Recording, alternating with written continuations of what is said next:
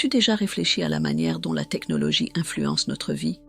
À quel point elle nous distrait et nous éloigne de ce qui est vraiment important?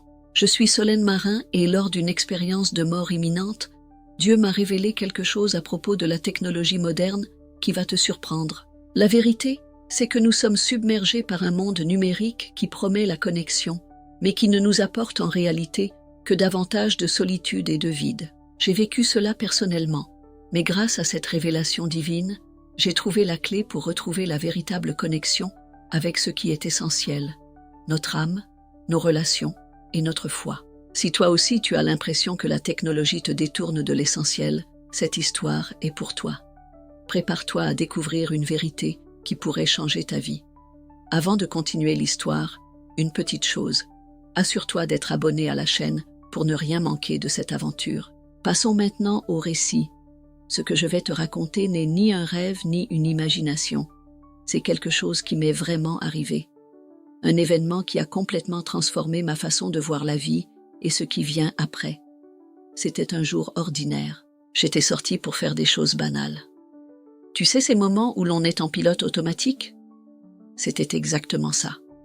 Je marchais dans la rue, préoccupée par les factures, mon téléphone à recharger, le message que je devais envoyer, et puis soudain, tout s'est arrêté. Un éclat lumineux. Je ne voyais plus rien. Je n'ai entendu ni klaxon ni choc, juste un silence puis un vide blanc, comme si le monde avait disparu. C'est à ce moment que tout a basculé. J'ai su, d'une manière inexplicable, que j'étais morte. Mort clinique, ont-ils dit plus tard. Mon cœur s'est arrêté pendant 13 minutes et 42 secondes, mais pendant que mon corps restait immobile, je me suis éveillée ailleurs. Un lieu que je ne pourrais pas décrire avec des mots humains. Tout était paisible, tout était léger, aucune peur, aucune douleur, aucun poids, juste la sensation d'être porté, protégé comme un bébé dans les bras de sa mère. Et c'est là que j'ai ressenti cette présence. Ce n'était pas une voix ni une image, c'était quelque chose qui se faisait comprendre sans parole. Je sentais au plus profond de moi que c'était Dieu. Je sais que ça peut paraître étrange, mais il était impossible d'en douter. Je n'avais pas besoin de voir un trône, ni des anges chanter. Ce que j'ai ressenti était un amour si intense, si réconfortant que j'ai pleuré. Oui, j'ai pleuré, parce que, pour la première fois, j'ai compris ce que signifie être aimé sans condition. Il ne m'a pas jugé, ne m'a rien demandé.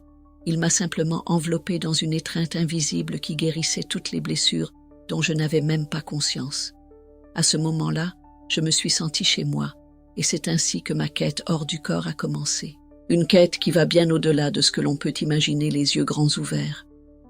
Une aventure que je n'oublierai jamais. Après cette étreinte invisible, j'ai eu l'impression d'être portée par une douce brise. Tout était si léger, si calme. C'était comme si le temps n'existait plus. Alors quelque chose d'étrange s'est produit.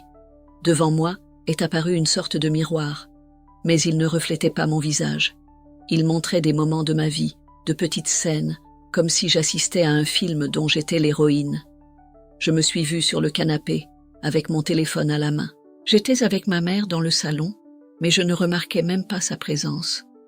J'ai vu mon père passer derrière moi, essayant d'engager la conversation, et je ne répondais que du coin de l'œil à l'écran. Ensuite, je me suis vue au lit à faire défiler mon fil d'actualité sans fin tard dans la nuit, ressentant un vide que j'essayais de combler avec des vidéos, des photos et des messages, mais rien de tout cela ne remplissait vraiment.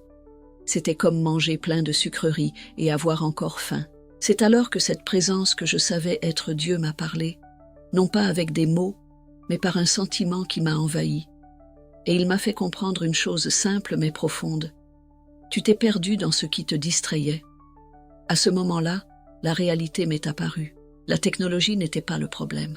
Le problème était la manière dont je l'utilisais.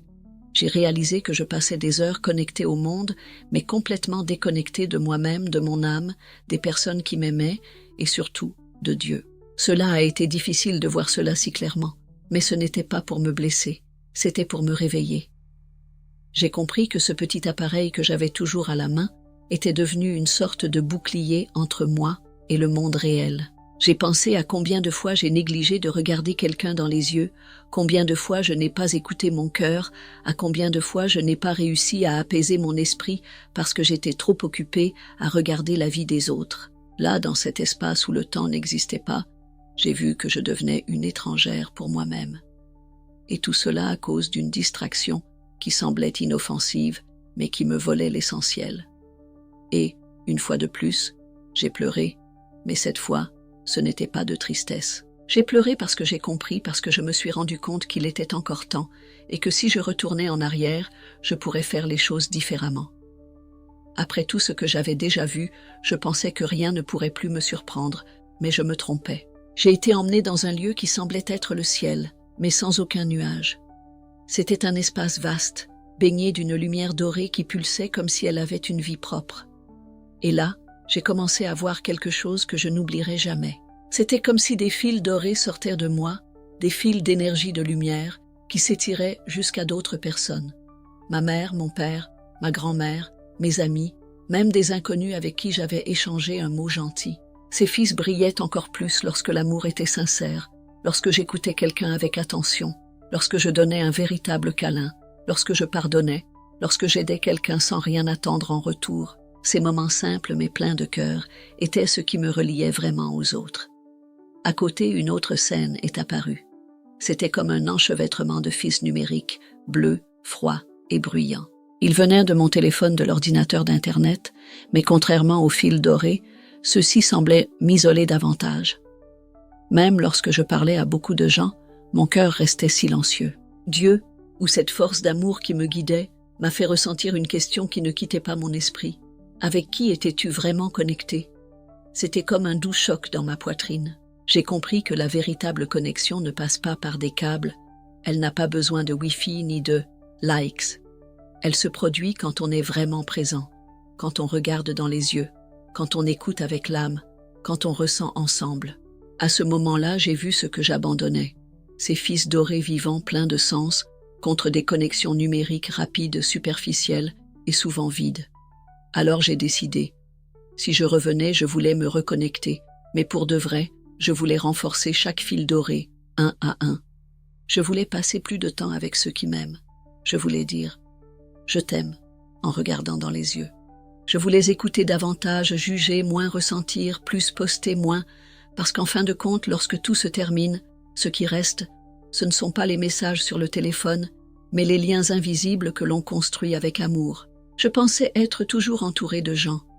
Amis en ligne, groupes familiaux sur le téléphone, collègues de travail, notifications toutes les 5 minutes. Mais dans cet autre plan, où tout était si clair, j'ai vu quelque chose qui m'a transpercée. J'étais seule, vraiment seule. Là, ce que tu ressens à l'intérieur se manifeste à l'extérieur. Et j'ai vu un vide, un trou dans ma poitrine. C'était comme si j'avais construit une belle maison à l'extérieur, mais oublié d'y mettre des meubles, des fenêtres, de la chaleur humaine. J'ai ressenti de la honte, tu sais, parce que j'ai réalisé qu'à maintes reprises, j'avais essayé de combler ce vide avec tout ce qui n'était pas fait pour ça. Distractions, tâches, réseaux sociaux, même des achats.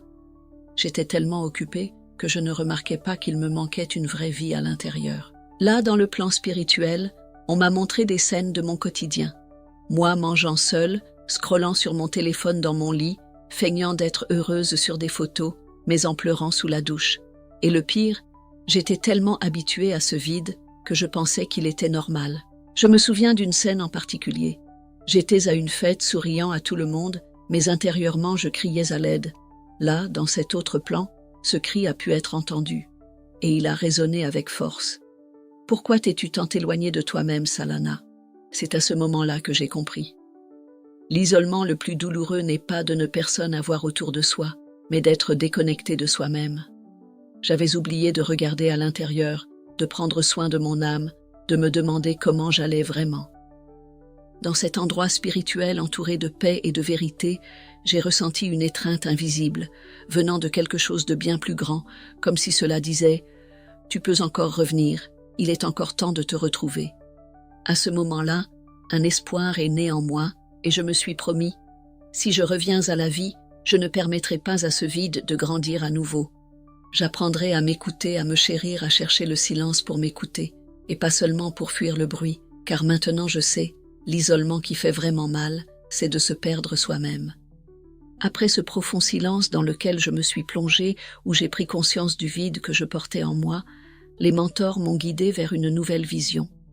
Ils m'ont montré ce qui pourrait arriver si tout restait comme c'était, non seulement pour moi, mais pour le monde entier. C'était comme si un rideau se levait devant mes yeux spirituels. J'ai vu des villes pleines de gens, mais avec des regards vides, tous occupés, pressés, connectés à tout, sauf à eux-mêmes. J'ai vu des enfants grandir sans repère spirituel, des jeunes perdus dans des comparaisons et des distractions, des adultes épuisés et des personnes âgées pleines de regrets silencieux. Il y avait une sorte de gris particulièrement présent.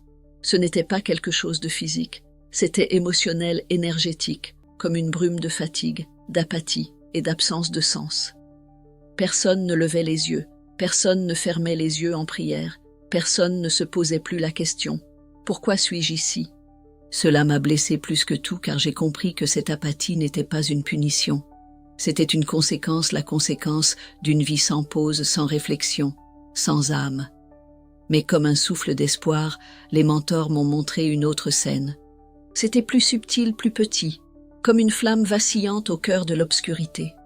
J'ai vu une femme se réveiller tôt et, avant même de toucher son téléphone, elle fermait les yeux et exprimait sa gratitude.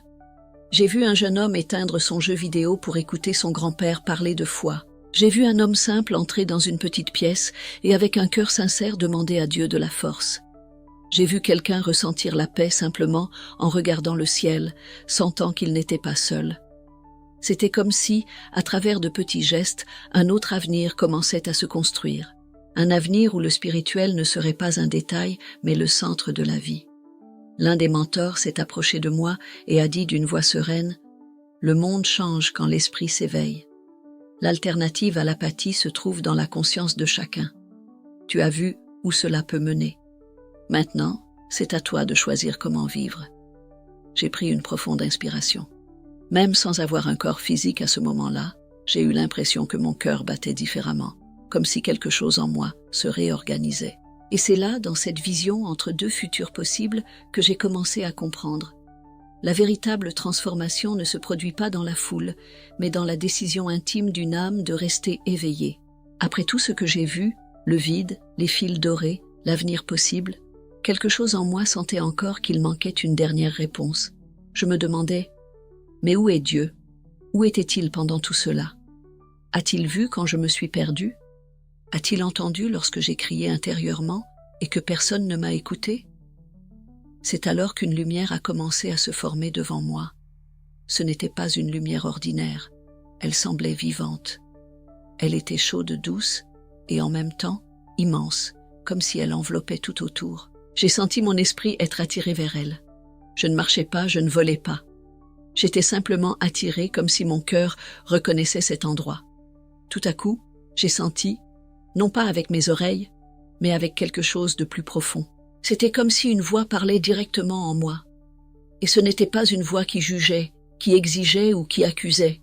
C'était une présence, une certitude, un amour si immense que je n'ai pas pu retenir mes larmes. Dieu n'a pas prononcé beaucoup de mots. Il n'en avait pas besoin. C'était comme si tout avait été dit en un seul souffle, une seule vibration. Mais si je devais traduire ce que j'ai reçu à ce moment-là, ce serait à peu près ceci. J'ai toujours été avec toi, dans tes silences, dans tes doutes, dans tes distractions. Même quand tu t'es éloigné, je t'ai regardé avec amour. Tu es ma fille, et comme toute fille, tu as le droit d'apprendre, de tomber, puis de te relever. Je ne t'abandonne pas, je t'attends toujours. Ces mots m'ont traversé comme une vague de lumière.